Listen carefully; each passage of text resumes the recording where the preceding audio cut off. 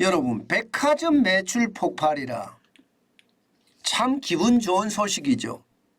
어쨌든 소비가 일어난다는 이야기니까요. 실제로 한번 보실래요? 6개월 새에 롯데백화점 본점 매출 증가율입니다. 6개월 사이, 야, 590%.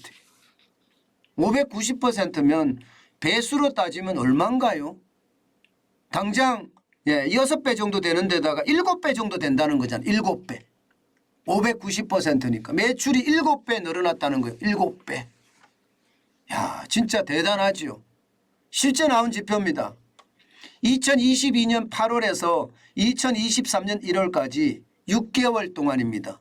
6개월 동안 조사를 해봤더니 롯데백화점 본점에는 590%의 매출 신장률이 있었고요. 롯데백화점 잠실점에도 370%의 매출 증가율이 있었습니다. 압구정동에 있는 갤러리아 명품관에도 500%의 매출 증가율이 있었습니다. 진짜 매출이 많이 늘어났죠. 이게 매출이 이 정도까지 늘어나니까 야, 이게 어떻게 된 일이야? 뭐 이렇게 생각할 수밖에 없죠. 실제 말입니다. 실제 외국인들이 많이 들어오고 있습니다.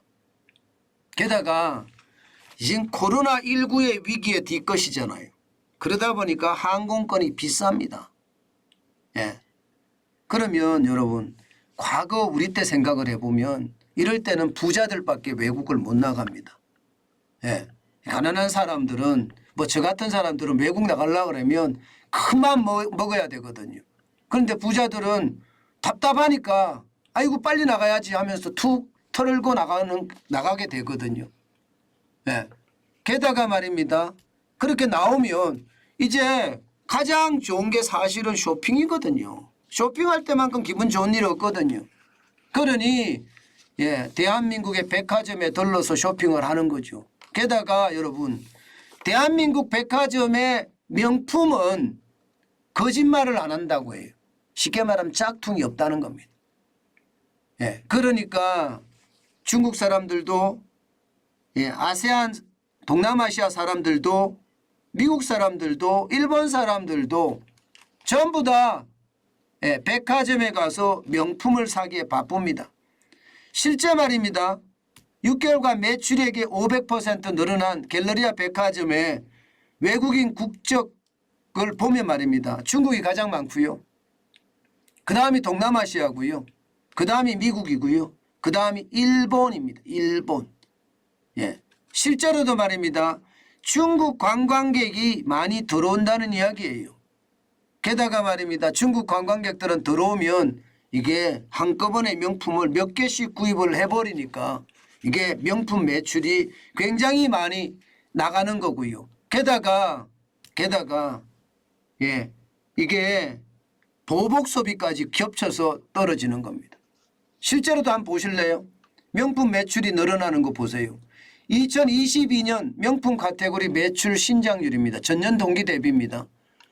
예, 롯데백화점은 25%가 늘었죠. 신세계백화점도 21.1%가 늘었습니다. 현대백화점도 22.4%가 늘었습니다. 물론 한국인들의 명품 사랑 그리고 리셀러라고 하나요? 명품을 산 다음에 되파는 그런 것도 굉장히 유행하기 때문에 백화점의 매출이 늘어난다 이런 얘기도 합니다. 이런 얘기도 하지만 분명한 것은요. 우리나라 사람들도 사는 것도 있지만 늘어난 것도 있지만 외국인들이 들어와서 실제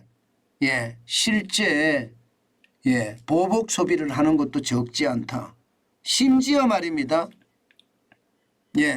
따이궁이라고 들어보셨죠? 따이궁. 중국 보따리상을 말합니다. 지금 중국 보따리상들이 한국 면세점이나 한국 백화점에서 명품을 구입해서 중국 가서 대파는, 왜냐하면 이게 대한민국이 진짜 명품이라는, 짝퉁이 아니라는 것 때문에 많이 산다는 거예요. 그렇게 사는 사람들까지 등장할 정도면 많이 시장이 달라졌구나. 외국 관광객이 돌아오기도 하고 중국 보따리상까지 등장했다는 것은 이게 명품 업계에는 좀 좋은 일이다 이렇게 이야기할 수가 있습니다. 그렇지만 전반적으로 소비가 많이 늘어나는 게 아니라서 이게 좀 안타깝죠. 그죠? 이게 유통업계가 좋아지는 건 사실이에요. 옛날보다가 이게 통제했을 때보다 좋아지는 건 사실이지만 이게 명품이 아니라 전반적인 매출이 좀 올라줘야지 이게 좋아진다 이렇게 과감하게 이야기를 할 수가 있는데 아직까지는 관광객 중심의 명품이 많이 나간다는 것 그것이 아직까지 유통업계의 대세라는 사실이 약간은 씁쓸하네요. 중요한 것은요. 이렇게 소비가 일어난다는 것은요. 결국 말입니다. 시장의 분위기가 굉장히 좋아진다 이렇게도 이야기할 수 있는 겁니다. 저는 우리 경제도 뭔가 꿈틀댄다 이런 생각 확실히 듭니다. 정부가 정책을 더 잘해야 되겠지만 지금 꿈틀대고 있는 것은 사실이다. 그렇게 느껴지는 것 같습니다. 아직까지 바닥까지 내려오지는 않았어요.